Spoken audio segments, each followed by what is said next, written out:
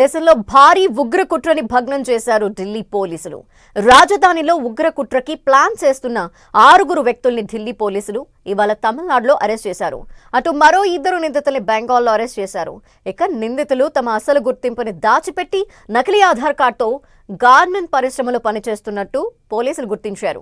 Arrest అయిన వారిలో మిజానుర్ Rahman, Mohammed షాబత్ Umar, Mohammed Liton, Mohammed Shahed, Mohammed ఉజల్గా గుర్తించారు.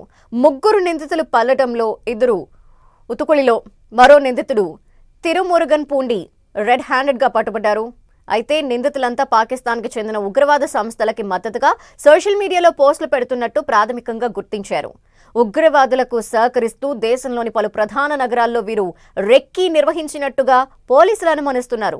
ఇటీవల ఢిల్లీలో ఫ్రీ కశ్మీర్ పేరిట పోస్టర్స్ వేయటంలో వీరి ప్రమేయం ఉన్నట్టు పోలీసులు ఇప్పటికే నిర్ధారించారు. ఈ భారీ ఆపరేషన్లో భాగంగా నిందితుల నుంచి 8 మొబైల్ ఫోన్స్, 16 సిమ్ కార్డులు, నకిలీ ఆధార్ కార్డులని స్వాధీనం చేసుకున్నారు.